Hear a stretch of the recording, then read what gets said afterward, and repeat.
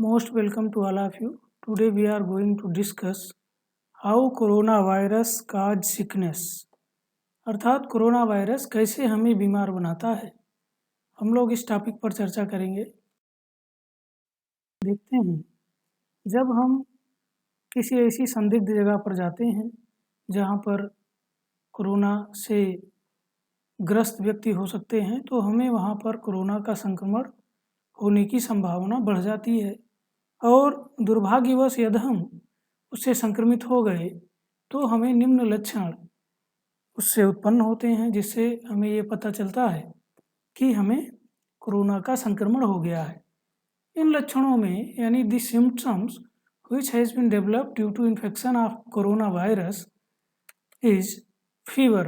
जो पहला लक्षण है वो यह है कि हमें बुखार उत्पन्न होता है इस वायरस के संक्रमण से, और दूसरा जो लक्षण है वो ये कि हमें सांस लेने में तकलीफ उत्पन्न होती है यानी डिफ़िकल्टी इन ब्रीदिंग।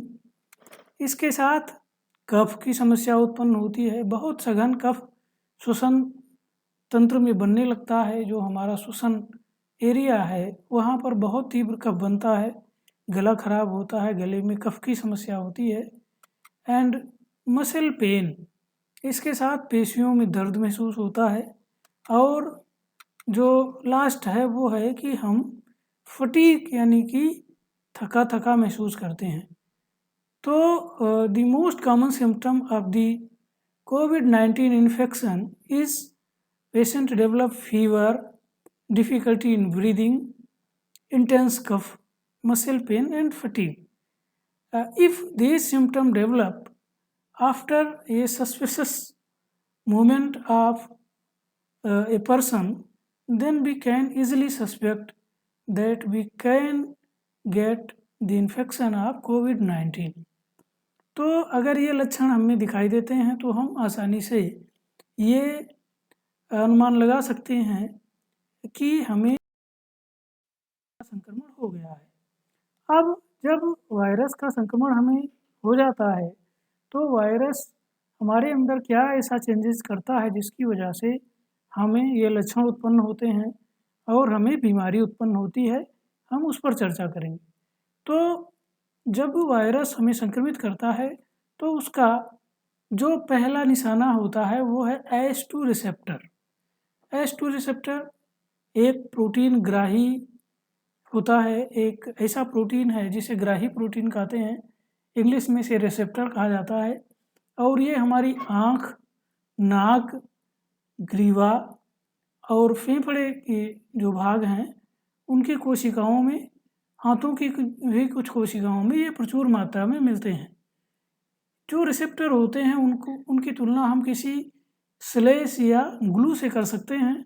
यानी कि अगर किसी पदार्थ में कोई ग्लू लगा हो तो उससे गुजरने वाला जो पदार्थ है वो उससे चिपक जाता है। वही काम ये ACE2 रिसेप्टर करता है। यानी कि अगर हम जो वायरस है वो हमारे उन कोशिकाओं के संपर्क में आता है जिनमें ACE2 रिसेप्टर हैं, तो वह उनके रिसेप्टर से चिपक जाता है अपने स्पाइक के माध्यम से। यानी वायरस की बाह्य सतह पर भी एक ऐसी प्रोटीन होती है जो इस ACE2 रिसेप्टर की पूरक होती है और इसके द्वारा इससे वो आसानी से इससे चिपक जाता है। चिपकने के बाद जो अगला स्टेप होता है कि अब वो अपना संक्रमण यहाँ से कोशिका में शुरू करता है और इसके लिए वह जहाँ से जिस रिसेप्टर से चिपका हुआ है तो वहाँ पर कुछ वायरस के ऐसे प्रोटीन हैं जो हमारी कोशिका की मेम्ब्रेन में पाए जाने वाले एंजाइम को एक्टिव करते हैं। और वायरस जहाँ से चिपका है वह भाग कोशिका से ये कह लीजिए कि गल जाता है और जो वायरस का RNA है वो कोशिका के अंदर प्रवेश करता है। यानी कि अब कोशिका का RNA हमारी जो वायरस का RNA है वो हमारी कोशिका के कोशिका द्रव्य में पहुंच चुका है।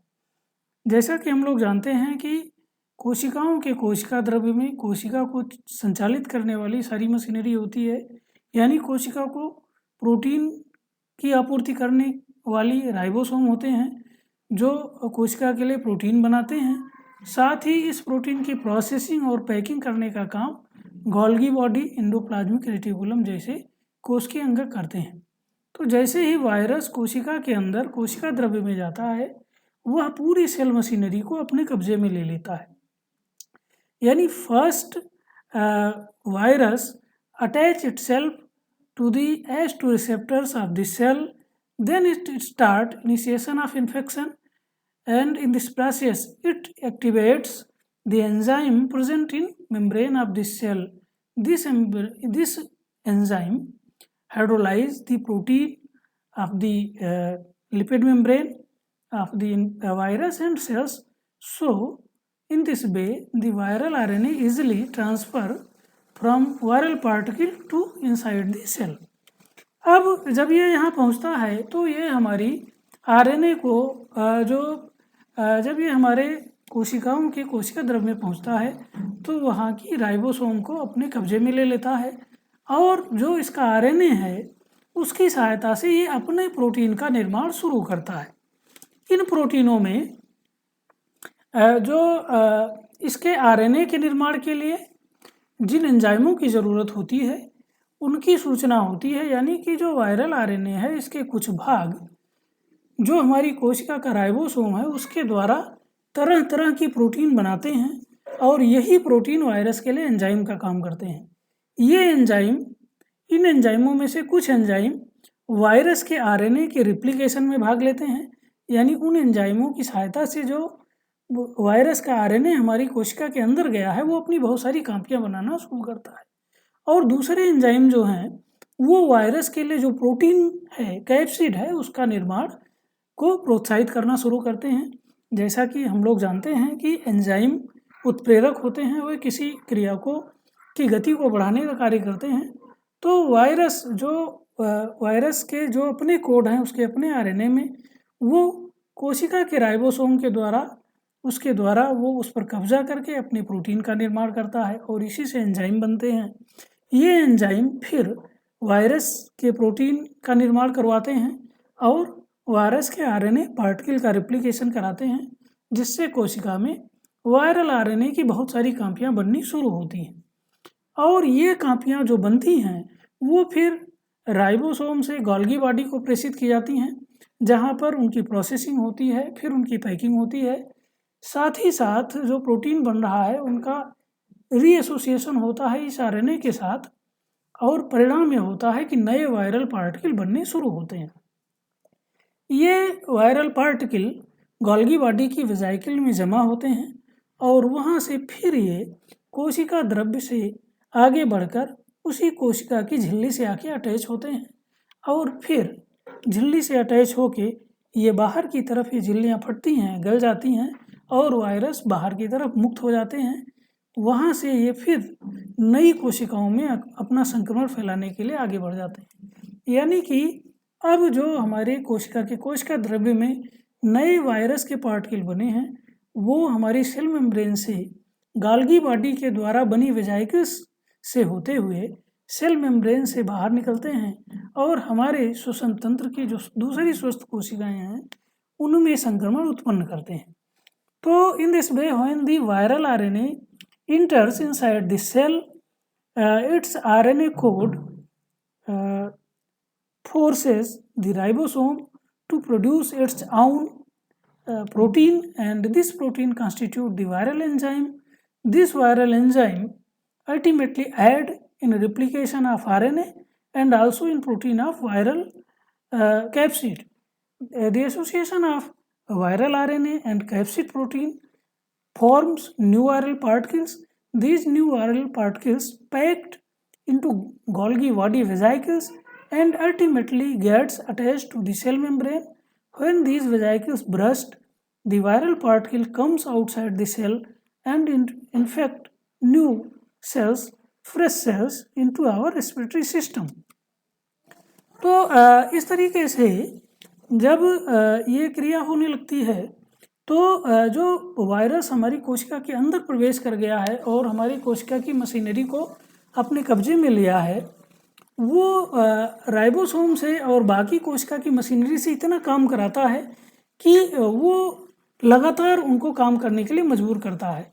इसकी कल्पना ऐसे की जा सकती है कि कोई मालिक जो फैक्ट्री का है वो अपने मजदूरों को बिना रेस्ट दिए हुए, बिना छुट्टी दिए हुए उनसे लगातार काम करवा रहा है, क्योंकि उन्हें उनकी कोई तवज्जो नहीं है, उनको उसकी कोई चिंता नहीं है। तो इस तरीके से जो हमारे कोशिकीय अंगक हैं, सेल ऑर्गेनेल्स हैं, वो थकने की सीमा तक काम करते रहते हैं और अल्टीमेटली जो हमारी सेल्स है उसको ये महसूस होता है कि हमारी कोशिका में कुछ गड़बड़ी उत्पन्न हुई है या हमारे सेल में कुछ गड़बड़ हुआ है। और जब ये होता है तो हमारी बॉडी में एक नेचुरल प्रोसेस है कि जिस भी सेल्स में ये गड़बड़ी महसूस होती है तो कोशिका में एक प्राकृतिक सुरक्षा तंत्र है जिसके द्वारा वह कोशिका स्वयं अपने आप को नष्ट कर लेती है, यानी वो डिस्ट्रॉय कर लेती है, और इस क्रिया को कहते हैं एपोप्टोसिस। जब हमारी कोशिका को यह पता चलता है कि हमारी मशीनरी हैक हो चुकी है और गड़बड़ी है इस सिस्टम में, तो वह एपोप्टोसिस का पथ अपनाती है और अपने आप को नष्ट कर लेती है, भ्रष्ट कर देती है। तो इस तरीके से तो जो है अगला जो प्रक्रिया होती है वो ये होती है कि जब ये सेल भ्रष्ट हो रही होती है तो जो सेल के टुकड़े हैं और साथ में जो वायरल पार्टिकल प्रोटीन के साथ नहीं जुड़ पाए थे, आरएनए के पार्टिकल हैं या जो वायरस के कैप्सिड अलग अलग बने हैं, वो सभी ब्लड सर्कुलेशन में आते हैं और सर्कुलेशन में सर्कुलेट होने लगते हैं, जिससे वो बॉडी के अलग अलग भागों में पहुंचते हैं और उनकी पहचान होती है हमारे इम्यून सिस्टम के द्वारा। तो इस तरीके से हमारा इम्यून सिस्टम उनको पहचान के तुरंत ही एक्टिवेट हो जाता है, सक्रिय हो जाता है। तो when cell burst and when cell undergo apoptosis, the parts of the cell and the viral RNA and protein present inside the cells comes into blood circulation, and when they comes into blood circulation, our immune system detect them and gets activated। जब हमारा immune system activate होता है तो हमारे शरीर में बड़ी संख्या में एंटीबॉडी का निर्माण शुरू होता है, और जैसा कि हम सभी लोग जानते हैं कि एंटीबॉडी जो हमारे शरीर में कोई भी बाह्य पदार्थ इंटर करता है उसको नष्ट करने का काम करती है। तो जो हमारा इम्यून सिस्टम है ये जो बड़ी संख्या में एंटीबॉडी बना रहा है, ये ब्लड सर्कुलेशन से होते हुए उन कोशिकाओं तक पहुंचते हैं जो वायरस के द्वारा संक्रमित हो चुके हैं और उन सारी सेल्स को किल करना शुरू करते हैं, उनको मारना शुरू करते हैं। और यहीं से शुरुआत होती है हमारे जो सिम्टम डेवलपमेंट है उसका। जब हमारा इम्यून सिस्टम एक्टिवेट हो जाता है और यह बड़ी संख्या में जो इन्फेक्टेड सेल्स हैं उनको मारना शुरू करता है, तो यहाँ से जो है हमारे सिम्टम डेवलप होने शुरू होते हैं। It means when our immune system gets activated it produces antibody against virus which circulates in our bloodstream and start killing or destruction of newly infected cells। तो जब बहुत सारी कोशिकाएं इसके द्वारा डैमेज होती हैं, मरती हैं, तो हमारे शरीर का तापमान बढ़ने लगता है जो कि फीवर के रूप में नज़र आता है। और इसके साथ ही साथ जो हमारा श्वसन पथ है, वायुनाल हैं, जो मतलब हमारे नाक को फेफड़े से जोड़ने की नलियां हैं, उनमें जलन या इन्फ्लामेशन होता है, और जब इनमें डैमेज ज़्यादा होता है तो इनके पथ में स्वेलिंग आ जाती है, यानी स्वेलिंग इन रेस्पिरेटरी पथ एंड लंग्स। और जब ये हमारी जो ट्रेकिया है या वायुनाल है वहाँ से वायरस की संख्या बढ़ती है तो ये नीचे की तरफ लंग्स की तरफ वायरस जो है कोशिकाओं को संक्रमित करना शुरू करते हैं, यानी लंग्स की तरफ इनका इन्फेक्शन बढ़ता जाता है। तो इम्यून सिस्टम इन सभी भागों की कोशिकाओं को डेड करना, डिस्ट्रॉय करना शुरू करता है, और ये हमारे शरीर की सुरक्षा के लिए उठाया गया कदम होता है ताकि जितने भी वायरस पार्टिकल अंदर गए हैं उनको नष्ट किया जा सके। लेकिन जो इस प्रक्रिया है, यानी सेल को नष्ट करने की जो प्रक्रिया है, इससे हमें बुखार भी उत्पन्न होता है, हमारी जो इन्फेक्टेड भाग हैं वहाँ पर म्यूकस बनना शुरू होता है। हम जानते हैं कि म्यूकस भी एक प्रोटेक्टिव मैकेनिज्म है बॉडी का, एक रक्षा करने का तरीका है ताकि वो जो भी हानिकारक पदार्थ चिपके हैं उनको बाहर निकाला जा सके। तो जो इंटेंस कफ की समस्या है वो भी हमारे इम्यून सिस्टम के द्वारा ही उत्पन्न की जाती है। अब ये कफ और स्वेलिंग इतना ज़्यादा होता है कि हमें सांस लेने में दिक्कत होने लगती है, हमारा जो श्वसन नाल है वो बंद होने लगता है। और अगर इन्फेक्शन हमारे लंग्स तक पहुंच गया है तो जो लंग्स की फैलने और सिकुड़ने की क्षमता है वो भी स्वेलिंग के कारण, यानी कि उनमें सूजन के कारण वो क्षमता भी खत्म हो जाती है। यानी कि अब हमारे जो फेफड़े हैं वो गुब्बारे की तरह फूल और पिचक नहीं सकते। तो ऐसी स्थिति में अगर स्थिति ज़्यादा गंभीर होती है तो हमें आर्टिफिशियल श्वसन की ज़रूरत होती है, जिसके लिए हम वेंटिलेटर पर जाते हैं।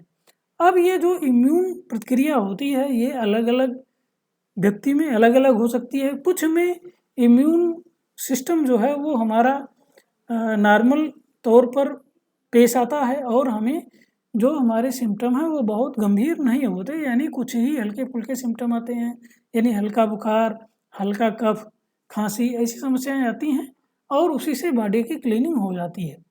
लेकिन कुछ में जो ज़्यादा संवेदनशील रोग होते हैं, यानी कि जिनमें थोड़े भी अलर्टनेस पर हमारा इम्यून सिस्टम बहुत तगड़ी प्रतिक्रिया करता है, उनमें बहुत तगड़े सिम्टम डेवलप होते हैं और उनकी स्थिति गंभीर हो जाती है। तो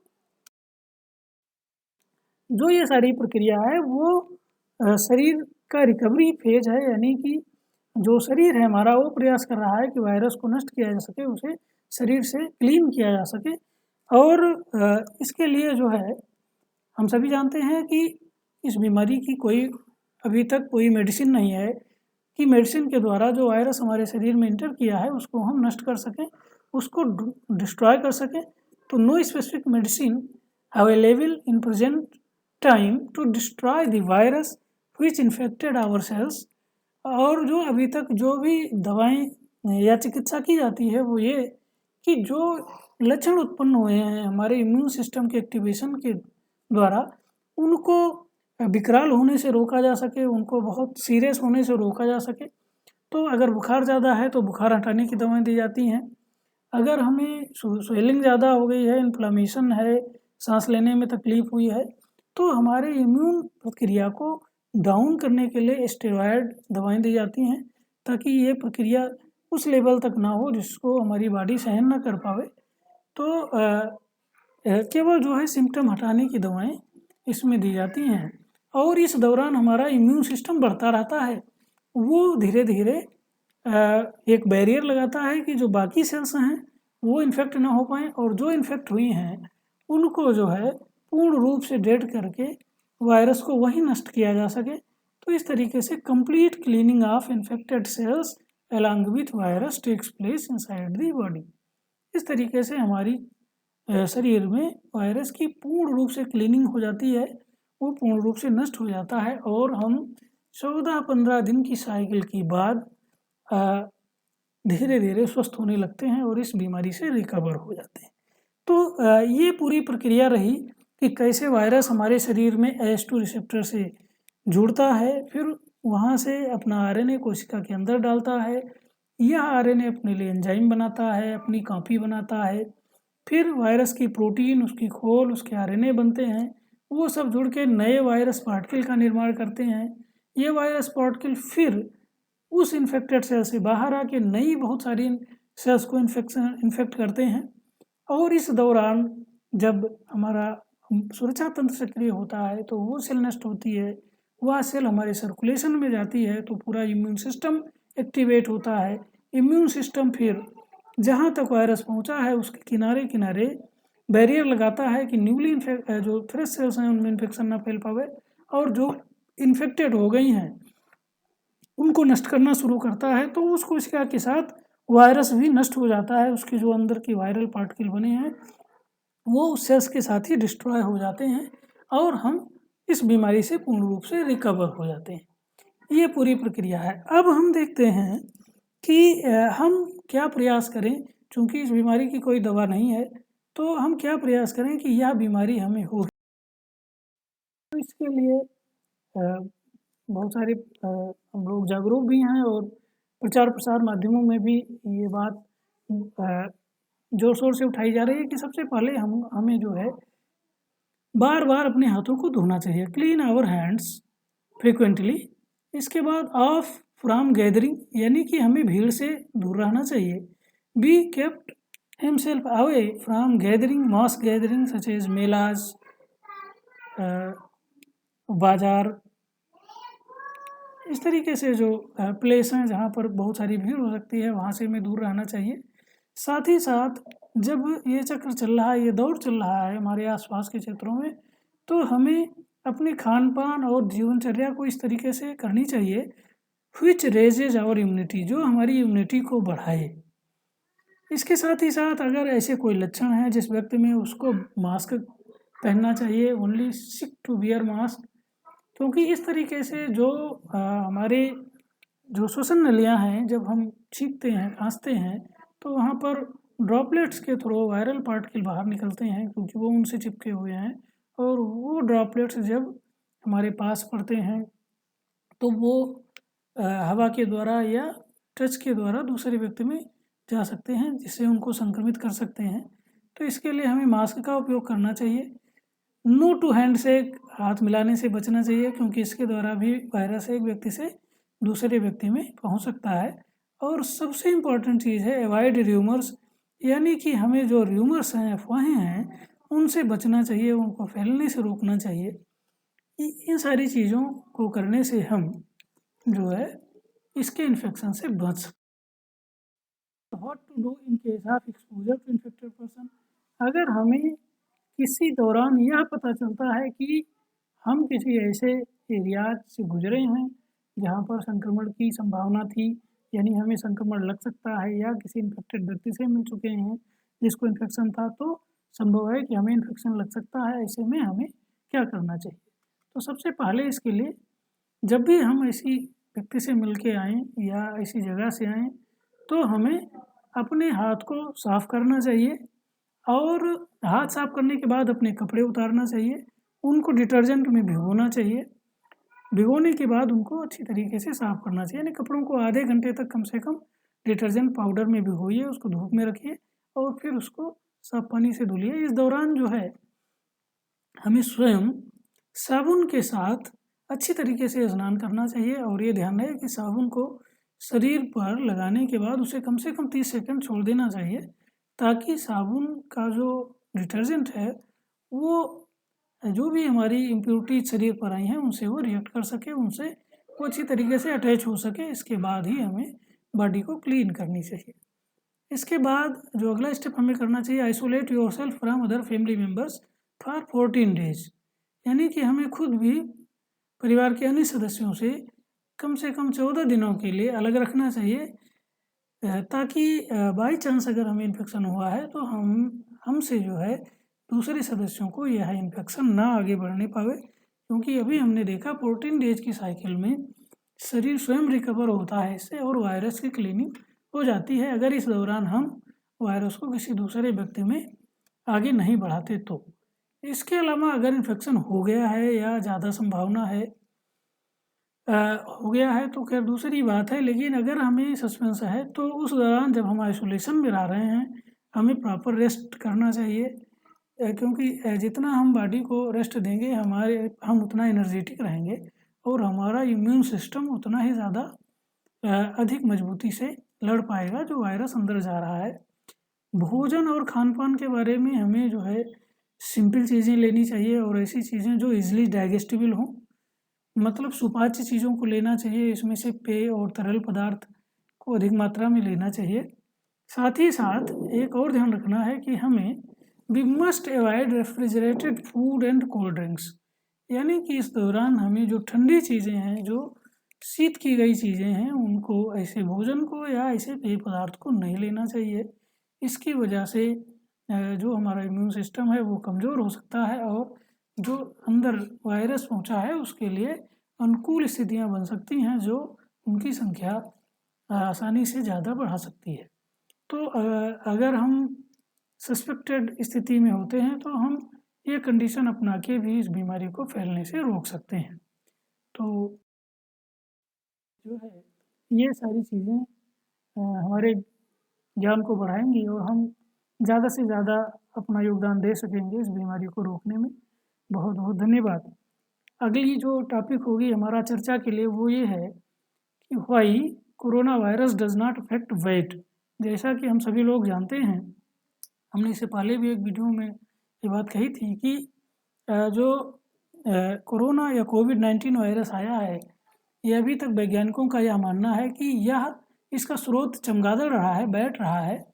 लेकिन आश्चर्य की बात है कि चमगादड़ों में कोविड-19 जैसे सैकड़ों वायरस पाए जाते हैं, परंतु वो स्वयं बीमार नहीं होता, उसकी मृत्यु इसके द्वारा नहीं होती। तो क्यों नहीं होती, इसकी चर्चा हम लोग नेक्स्ट वीडियो में करेंगे। बहुत बहुत धन्यवाद आप सभी का।